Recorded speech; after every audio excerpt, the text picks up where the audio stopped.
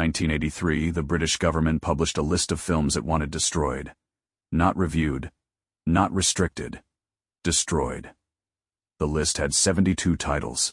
Within 6 months, every serious horror collector in Europe had seen all 72. Within a year, the films were selling for 10 times their original price. Within a decade, several of them were in university. The government had accidentally created the most comprehensive guide to extreme cinema ever assembled, and paid for it with public money. Today, we go through 7 films from that list. Not the famous ones. The ones that made the censors angrier, stayed banned longer, and found their audiences through channels that no government has ever successfully closed. The first one was made by a Greek director who flew to London specifically to watch his film being burned by the British authorities, and described the experience as the best day of his career.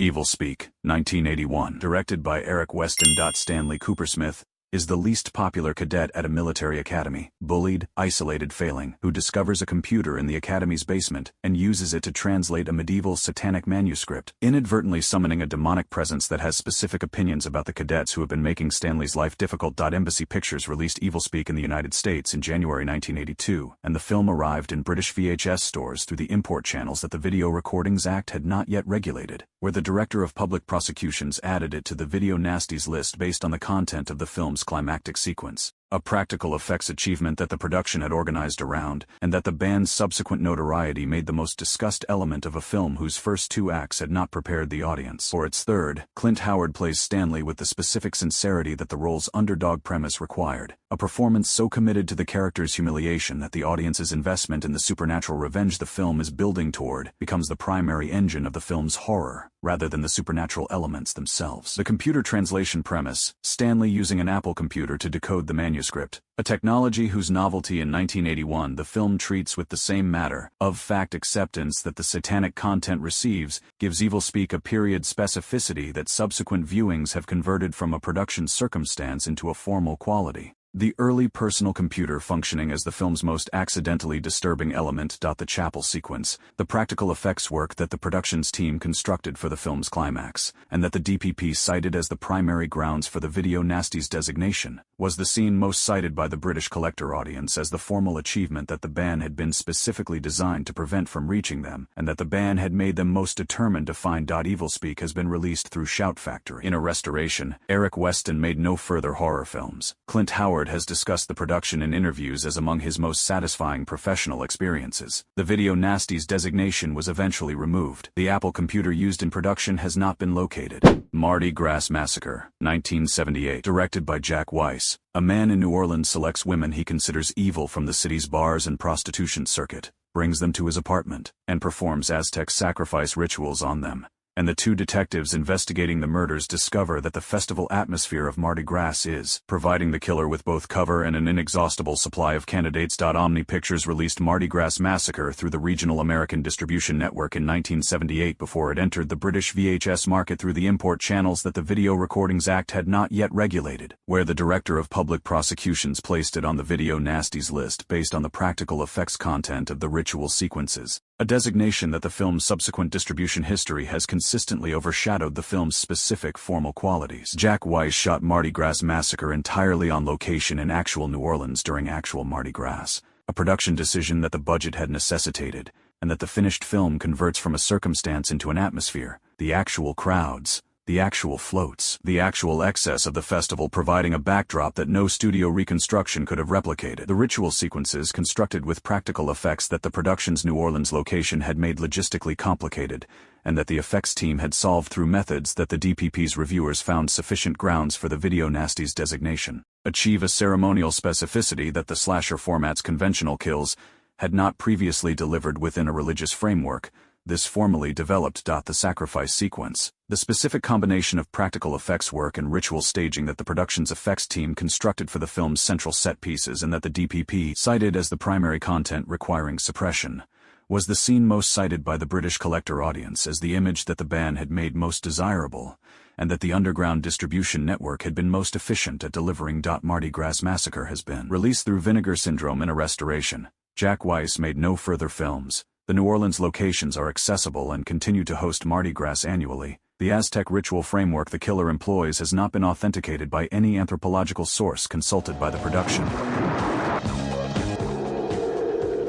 Bloody Moon, 1981. Directed by Jesús Franco. A disfigured man named Miguel is released from a psychiatric institution and returns to the Spanish resort where he committed a murder 5 years earlier. And the international language school operating at the resort begins losing students in ways that the local authorities find difficult to investigate because the resort's tourist economy has specific opinions about the kind of publicity a murder investigation produces. Aerial Film released Bloody Moon through the Spanish and German distribution network before it entered the British VHS market through the import channels that the Video Recordings Act had not yet regulated, where the Director of Public Prosecutions placed it on the Video Nasties list based on the practical effects content of several kill sequences, a designation that Jesús Franco received with the philosophical detachment that his 100-plus filmography had produced towards censorship decisions about any individual film. Franco directed Bloody Moon as a conscious exercise in the slasher format that Friday the 13th and Halloween had established as commercially dominant, adopting the format's conventions with the specific intelligence of a filmmaker who had been making exploitation films since 1959 and who understood the conventions well enough to deploy them selectively rather than comprehensively. The Spanish resort setting, shot on actual locations in Alicante with the production's attention to the specific texture of the European package holiday economy,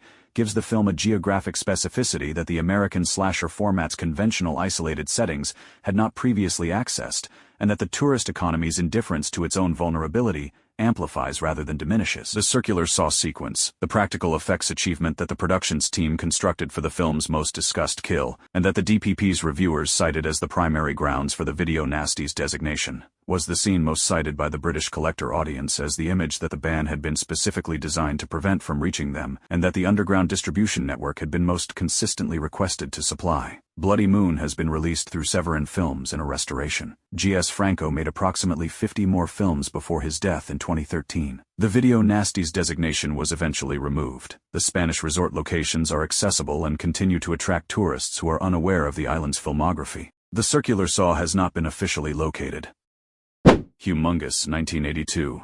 Directed by Paul Lynch. A group of young people are shipwrecked on a remote Canadian island and discover that the island is not uninhabited, that something has been living there since a woman was assaulted on the island decades earlier, that the something is the product of that assault, and that the island's isolation has allowed it to develop without any of the social constraints that the mainland would have imposed. Avco Embassy released Humongous in Canada in 1982 before it entered the British VHS market through the import channels that the Video Recordings Act had not yet regulated, where the Director of Public Prosecutions placed it on the Video Nasties list based on the content of the creature sequences, a designation that Paul Lynch's production had not anticipated, and that the film's subsequent distribution history has consistently defined its reputation. Lynch shot Humongous on actual Canadian island locations with the production's documentary attention to the specific texture of an environment that human habitation has abandoned, and that the creature's presence has converted into a hunting ground. The island's actual geography, its actual darkness, its actual isolation providing the atmosphere that the horror premise required without the production design budget that a studio construction would have demanded. The creature itself,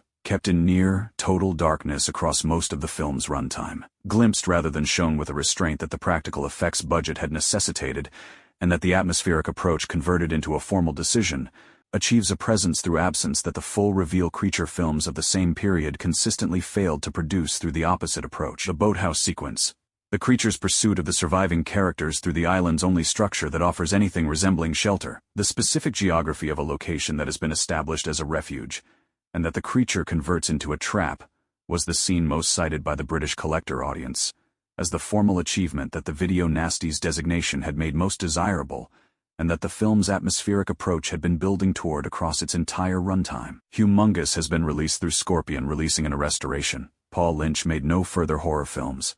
The Canadian island locations have been identified by location historians. The Video Nasties designation was eventually removed. The creature has not been officially classified.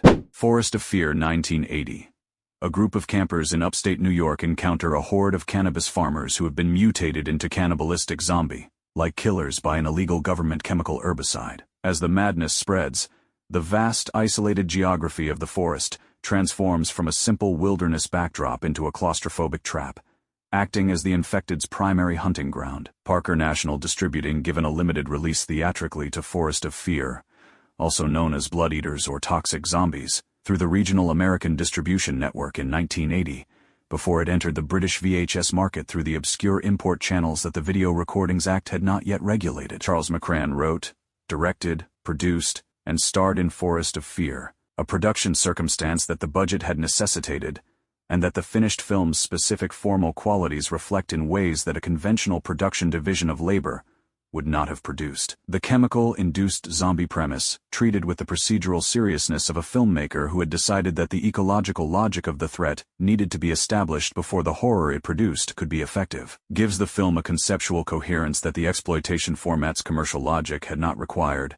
and that McCran delivered anyway. The upstate New York wilderness location shot on actual forest terrain with the production's documentary attention to the specific texture of a landscape that has been organized around human recreation, and that the infection has converted into a threat environment, gives the film a geographic authenticity that the studio backlot could not have replicated. The conversion sequence, the practical effects work that the productions team constructed for the film's central biological mechanism, the specific visual representation of what the chemical herbicide does to the human tissue it contacts, was the scene most cited by the British collector audience, as the content that the Video Nasties designation had made most desirable, and that the underground network had been most consistently asked to supply. Forest of Fear has been released through specialized labels like Massive Video and Vinegar Syndrome in a restoration. Charles McCran died in the September 11 attacks in 2001. He was working on the 100th floor of the World Trade Center's North Tower when the building was struck by American Airlines Flight 11. The upstate New York forest locations remain accessible to the public. Within the lore of the film, this terrifying biological anomaly triggered by government conspiracy has never been officially acknowledged by any federal authority. Island of Death, 1976.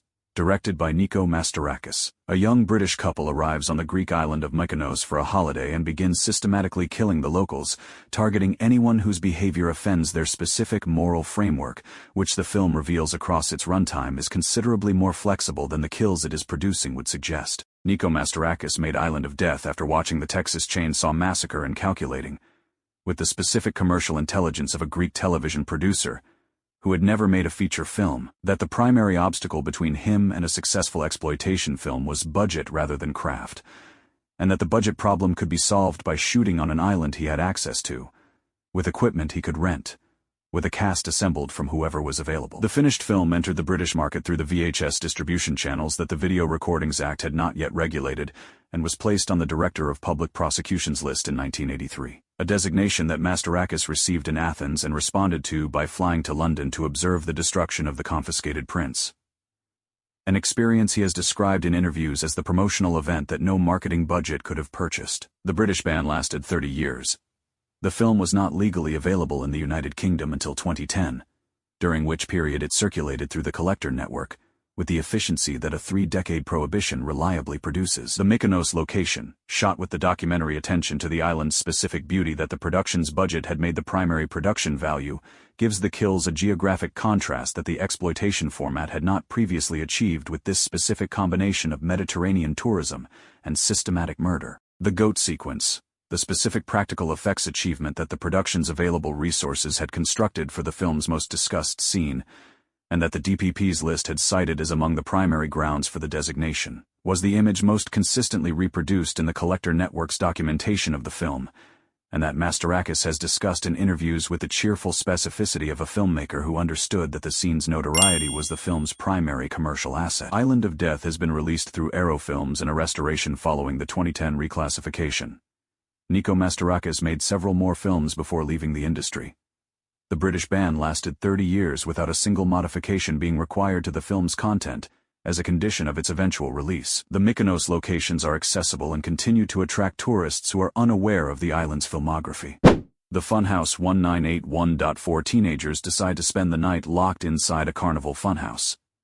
A decision the film establishes as foolish before they make it, and that the carnival's actual inhabitants convert into a survival situation that the funhouse's geography makes comprehensively inescapable. Universal released the Funhouse in March 1981, Tobe Hooper's follow-up to the Texas Chainsaw Massacre and Salem's Lot, arriving in theaters as the film that would establish whether Hooper's specific formal intelligence was replicable outside the specific circumstances that had produced his two most significant previous works. The answer the film provides is more complicated than the theatrical reception acknowledged. The Funhouse is not the Texas Chainsaw Massacre and does not attempt to be, operating instead in the register of the Gothic carnival film that the American horror tradition had been developing since Something Wicked This Way Comes, and that Hooper approached with the visual sophistication of a filmmaker who understood that the carnival's artificial terror needed to be established before the actual terror could be deployed against it. The carnival setting, constructed on Universal's backlot with a production design that the studio budget had made more elaborate than Hooper's previous productions had permitted, gives the film a physical environment that the horror premise requires to feel simultaneously familiar and wrong. The Funhouse's mirrors, its mechanical figures, its specific architecture of manufactured dread, all serving as the frame within which the actual threat operates. The creature design, the mutant carnival worker, whose face the film withholds across its first act, was the practical effects achievement that the production had concentrated its budget on, and that the video Nasties designation had made the most anticipated element for the British collector audience. The reveal sequence, the creature's face, the specific practical effects work that the production's makeup team had constructed for the moment the film had been building toward across its first 40 minutes, was the scene most cited by the American theatrical audience as the formal achievement that established the Funhouse as something that Hooper's previous work had not prepared them for, in terms of creature design ambition. The Funhouse has been released through Shout Factory in a restoration. Tobe Hooper made Poltergeist the following year. The video Nasties designation was eventually removed. The Universal backlot carnival set was dismantled after production. The mutant carnival worker has not been officially classified. 72 films on the list. 7 on Today program, and the same result every single time. The designation generated the demand generated the network, and the network delivered the film to exactly the audience the designation was designed to protect from it. The video Nasties list was the most expensive horror film advertising campaign in British government history. It was paid for by the taxpayer. It worked perfectly. Just not in the direction anyone had intended. Which of these 7 are you tracking down? Leave it in the comments. Like and subscribe. Next time we go further into the list, to the films that stayed banned longest, and the specific reasons the bans lasted as long as they did.